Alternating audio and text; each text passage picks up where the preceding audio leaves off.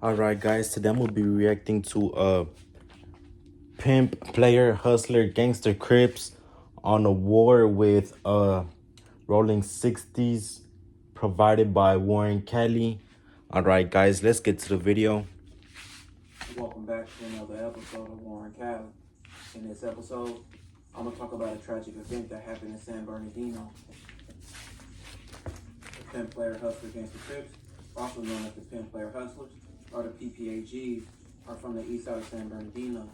They originated in the 80s and became a well-known gang over the years in San Bernardino, with San Bernardino being about an hour away from LA. San Bernardino youths adopted the Crip and Blood identities that eventually... Oh dang, I thought this was in LA. This is in San Bernardino. And in San Bernardino, they got the Crips, Bloods, and the SAs too. So like near everywhere near Los Angeles is some Gangster Crips, Neighborhood Crips, SAs, Bloods, Pyrus. I mean, Pyrus are in Compton, but shit, it's spread it out everywhere too. came many gangs like California Garden Crips, Delman Heights Bloods, five-time hometown Gangster Crips, and the Gilbert Street Bloods, just to name a few. With the IE cities like San Bernardino starting to grow in the 80s, 90s, and the 2000s, a lot of people from LA will start to move to these cities in the IE, where they will find affordable housing and they thought safer communities. But this will be completely not true, with cities like San Bernardino being one of the most dangerous cities in California and across the whole nation. But somehow always got overlooked by LA, with many LA residents moving to San Bernardino. This helped create more violence, with a lot of LA gangs. Damn, you see, San Bernardino is rumored to be more dangerous than LA and stuff. And people will go there for the cheaper pricing, for a better life, but it's not really a better life because it's worse than LA. So I can't. I mean, he said it. He said it. It's worse than LA. We were trying to set up shop in many San Bernardino hoods, which will lead to many eventual clashes. Now, the Rolling 60 neighborhood Crips from South Central LA will be a gang trying to set up shop in San Bernardino and sell work in the city in the early 2000s. The Rolling 60s have a long history dating back to the 1970s, where they became a powerful and deadly gang, and probably one of the most known Crip gangs across the country, with the Rolling 60s having chapters all over the country and being... Yup, Rolling 60s everywhere. And they try to set up shop right here, and the Pimp, Player, Hustler, Gangster Crips wasn't having it. They were like, nah, bro, y'all stay over there, and we got right here. Because they try to expand, they try to have more territory, make more money. They try to make more money, but they was like, nah, bro, y'all stay over there. Y'all stay over there. known for being big-time hustlers and also killers. Many members will be in San Bernardino hustling, and this led to them getting into an altercation with the Pimp Player Hustler Crips. And one of the Pimp Player Hustler Crips will lose his life from this event.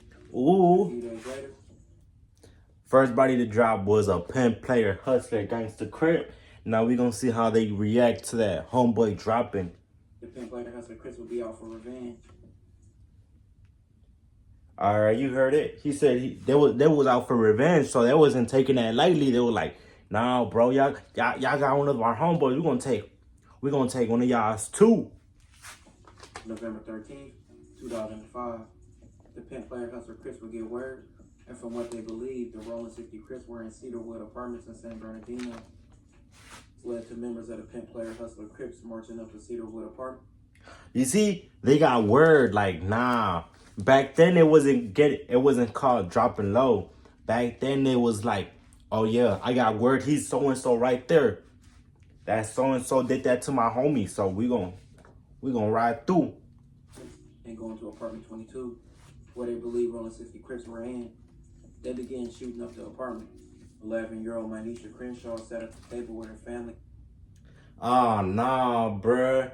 They thought wrong. They thought the Rolling 60s, a person who killed their homie, was right there. But he wasn't.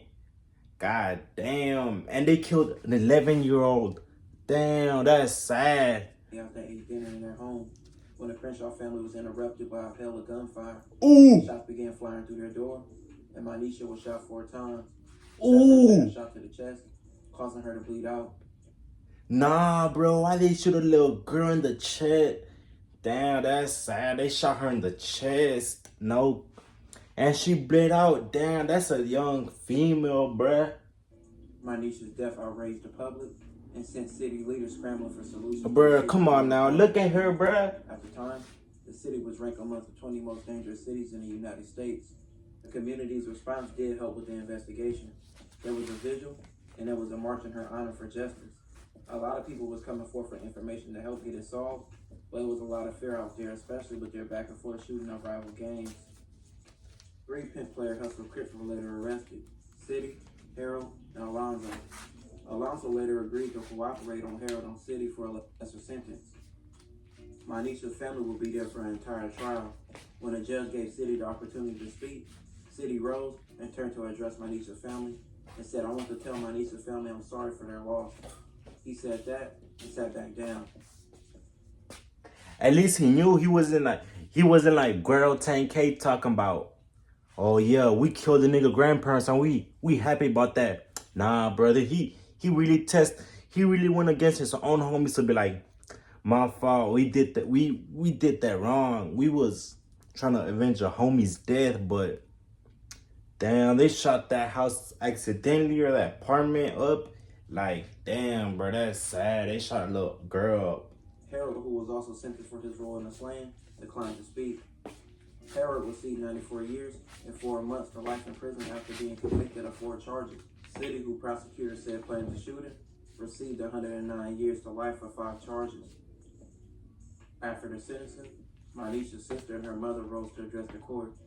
Her sister said a soft thanks to everybody for the outcome of the case, and they quickly took their seats again.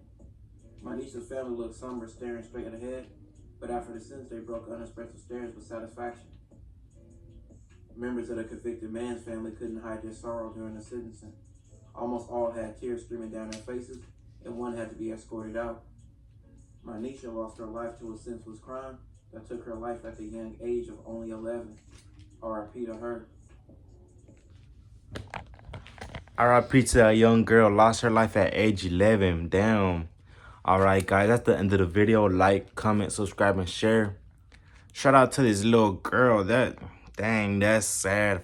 That's sad for real. She lost her life at 11 years old just because they thought they got the right address. Like, bro, who gave you the address?